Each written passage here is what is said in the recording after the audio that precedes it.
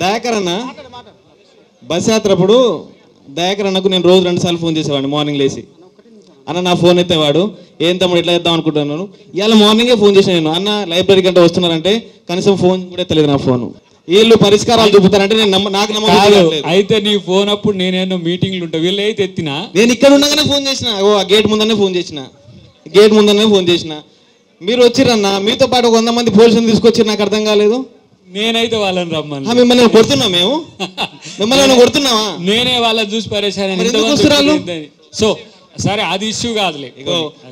మీరు జోకాలంటే జోకండి బాబు. దయాకర్ అన్నో కాంగ్రెస్ పార్టీనో జోకండి, మాకు అవసరం లేదు. మేము కాంగ్రెస్ పార్టీ కోసం గట్టి కష్టపడిన వాళ్ళే. వాళ్ళు ఇయ్యరు బాబు నోటిఫికేషన్, వీళ్ళు వినరు, మారారు బాబు. దొడ్లైనా గొడ్డైనా మారుతారు వీళ్ళు. మారు ఎన్నిసార్లు చెప్పాలి నోటిఫికేషన్ ఇవ్వాలని? తెలియదా? ఇంటెలిజెన్స్ లేదా వీళ్ళకు? మీరు చెప్పాలా? ఇంటెలిజెన్స్ ఫెయిల్ అయిందా వీళ్ళకు? కనీసం ఇంటెలిజెన్స్ లేదా వీళ్ళకు?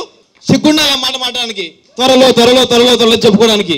ఇంటెలిజెన్స్ ఉంటుంది బాబు, మీకు ఇంటెలిజెన్స్ ఉంటుంది, మీరు మాట్లాడతారు. కనీసం ఇక్కడ సభ పెట్టుకున్నందుకు 10,000 పోలీసులు వస్తారు, కానీ మీకు ఇంటెలిజెన్స్ లేదా? అంత అబద్ధాలు, డ్రామాలు. వీడికి వస్తే రాజకీయ నాయకులు ఇక్కడ వీళ్ళు మంత్రి పదవి దొరుకుతుంది, ఎవరైతే రాజకీయ నిరుద్యోగులు ఉన్నో వాళ్ళకు పదవులు వస్తాయి, అంతే తప్ప ఏం లేదు. హలో ఏం పేరు నీ పేరు? నా పేరు ఇందిరానాయక్ అన్న. ఇందిరానాయక్. వాళ్ళ అవకాశాలను పోగొట్టే హక్కు నీకు లేదు. నువ్వేం మాట్లాడాలనుకుంటున్నావు మాట్లాడు.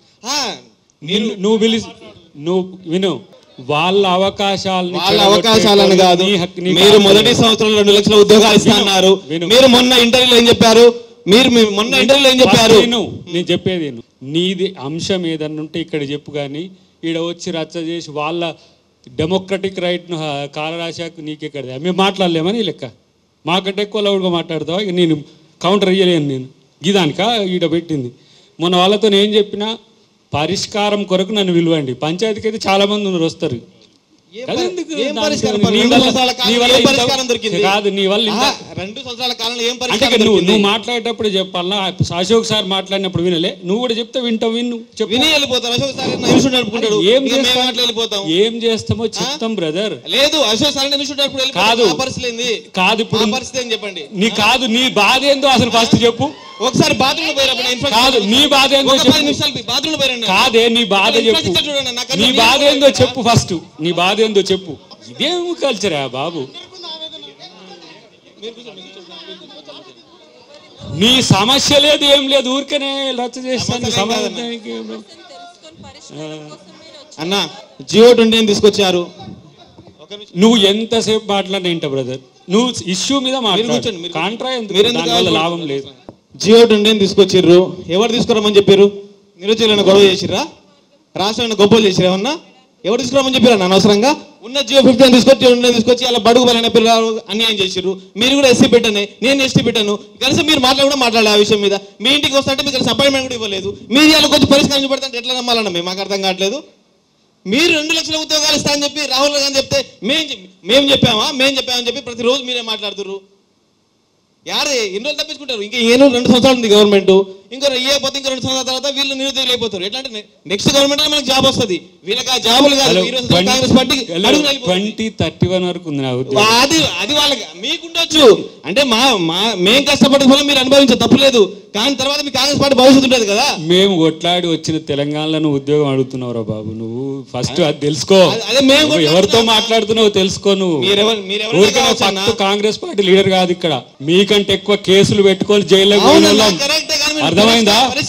మీరు కేసులు చెప్పుకుంటున్నావు, మీ కేసులు చెప్పుకుంటున్నావు కాదు. పరిష్కారం చూపెట్టండి. మాట్లాడతావు నువ్వు. మాకే తాతకు డబ్బులు నేర్పినట్టు మాకంటే ఎక్కువ ఉద్యమాలు చేసినావు నువ్వు. మాకంటే ఎక్కువ ఉద్యమాలు చేసినావు నువ్వు. ఏడవున్నావు? మొన్న వచ్చినావు నువ్వు మళ్ళీ. అరే ఇష్యూ చెప్పురా నాయన అంటే వాళ్ళకు మంచిగా వాళ్ళ సమస్యలు చెప్తుంటే వాళ్ళ మధ్యన పంచాయతీలు పెట్టుకోవడానికి వచ్చినట్టు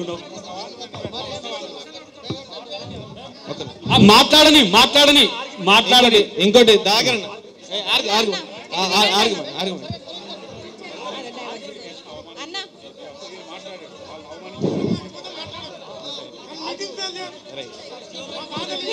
హలో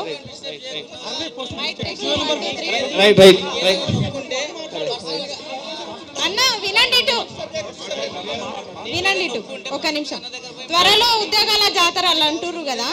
దయాకర్ అన్న త్వరలో ఆగమ్మ అమ్మ మనోన్ని ఆయన అయిపోయి తల్లి నువ్వు అట్లా అనొద్దు. ఆయన అయిపోయి ఏది చెప్పని ఆయన చెప్పని. దాకరన్న సిలబస్ కమిటీని వేశారు, దాదాపు 2-3 నెలలు అయిపోయింది, ఇంకో 4 నెలలు పొడిగిస్తారు.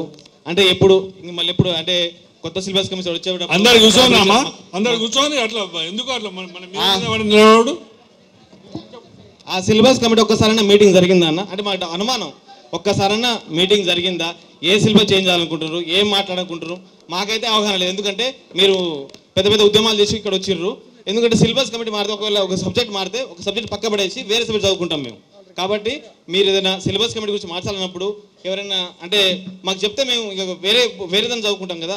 ఇప్పుడు దాకా 5-6 నెలలు అయిపోయింది సిలబస్ కమిటీ అని చెప్పి, ఇప్పుడు దాకా దాని గురించి ఊసే లేదు. కాబట్టి మీరు కొన్ని బ్లండర్ మిస్టేక్ చేస్తారు. 29 ఒకటి, ఈ సిలబస్ మారడం ఒకటి, 46 ఒకటి, ఇవి కనుక దిద్దుకుంటేనే మీ గవర్నమెంట్ మళ్ళీ వచ్చే అవకాశాలు ఉన్నాయి. మీరు కనుక అట్లే చేసిరనుకో ఇంకో 25 సంవత్సరాలు 30 సంవత్సరాలు కాంగ్రెస్ అదో పాతాలకేది.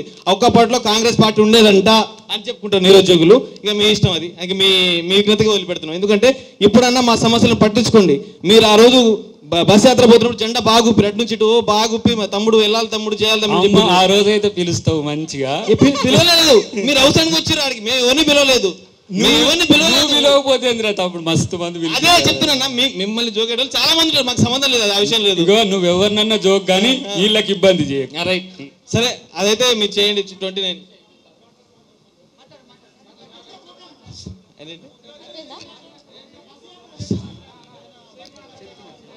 అదైతే మొదటైతే ఉద్యోగాలు వేయండి అన్న. ఆగస్టు 15 లోపల ఉద్యోగాలు వేయకపోతే మాత్రం మరో ఉద్యమం స్టార్ట్ అయిపోతుంది. ఉద్యోగాల జాతర అని చెప్పేసి ట్విట్టర్లో పెడుతున్నారు కదా. ఉద్యోగాల జాతర ఏమో కానీ మా కురుమూర్తి జాతర 2 సార్లు జరిగింది. సంవత్సరానికి ఒక్కసారి జరిగే జాతర 2 సార్లు కురుమూర్తి జాతర జరిగింది, కానీ ఈ ఉద్యోగాల జాతర మాత్రం జరగలే. ఇంతకుముందు మా ఒక అన్న బాధపడుతుండు, ఇంట్లో నుంచి డబ్బులు పంపిస్తలేరు, పెళ్లి చేసుకుంటలేను, చాలా ఇబ్బంది అవుతుందని. మీరు కానీ నోటిఫికేషన్స్ వేయకపోతే, మీ ఎలక్షన్స్కి ముందు నోటిఫికేషన్స్ వేయకపోతే మా పెళ్ళిళ్ళ బాధ్యత A to Z అన్ని బాధ్యత, పోషణ బాధ్యత అన్ని మీవే. ఇక ఇదే డెడ్ లైన్ మాది. మొత్తం మేము జీవితకాలం బతుకున్నంత కాలం మా నిరుద్యోగుల బాధ్యత మీరు తీసుకోవాల్సి వస్తుంది, మీరు నోటిఫికేషన్స్ వేయకపోతే. ఇప్పుడు రెండే విషయాలు మర్చిపోయి చెప్తాను. ఇప్పుడు నోటిఫికేషన్ ఇచ్చినప్పుడు తక్కువ పోస్టులు ఉన్నప్పుడు రోస్టర్ అనేది ఎక్కడ కట్ అయింది అనేది చాలామందికి డౌట్ ఉంటుంది. ఫర్ ఎగ్జాంపుల్ మొన్న డిఎస్సి వచ్చినప్పుడు 3 పోస్టులు ఉన్న వాళ్ళు ఇప్పుడు బీసీలు ఉండంటే బీసీఏ BCDE అని ఉంటున్నారు కదా, అది ఎక్కడి వరకు కట్ అయింది అనేది తెలియదు. ఆ ఉన్న 2 పోస్టులు 3 పోస్టులు ఎవరికి వస్తున్నాయో ఎవరికి పోతున్నాయో తెలియదు. అంటే ఇవన్నీ తెలవాలంటే నోటిఫికేషన్ అయిపోయిన తర్వాత దీనికి సంబంధించినటువంటి డీటెయిల్స్ అనేటివి రోస్టర్ అనేది పబ్లిక్ డొమైన్లో అంటే ప్రభుత్వ వెబ్సైట్లో పొందుపరచాలి. ఇంకోటి ఏంటంటే ఏదైనా ఎగ్జామ్ పేపర్ రాసినప్పుడు ఇంగ్లీష్ మీడియాని ప్రామాణికంగా తీసుకుంటున్నారు. ఎందుకంటే మనం ఇది తెలంగాణ అంటే తెలుగు రాష్ట్రం కాబట్టి 95% తెలుగు వాళ్ళు ఉంటాం. కాబట్టి ఇక్కడ ఇంగ్లీష్ ప్రామాణికంగా తీసుకోవడం దురదృష్టకరం. దానివల్ల ఇంగ్లీష్ ప్రామాణికంగా తీసుకోవడం వల్ల కొన్ని పేపర్లలో తెలుగులో అంటే తప్పులు పడ్డాయి, దాన్ని మార్చడం వల్ల దానివల్ల జాబులు కోల్పోయిన వాళ్ళు ఉన్నారు. ఇంకోటి ఏంటంటే గ్రూప్ 1లో కూడా నిన్న మొన్న ఇది తెలుగు మీడియం రాసిన వాళ్ళకి అన్యాయం జరిగింది. ఎందుకంటే వాళ్ళు చదువుకున్నప్పుడు తెలుగు మీడియం ఉన్నది, ఇప్పుడు ఇంగ్లీష్ మీడియం ఉండవచ్చు. ప్రభుత్వం నీది మొత్తం మంచిగా ఉన్నది, నీది ఒక పేపర్ మీద నాకు ఈ మాయ కానీ సరే సార్.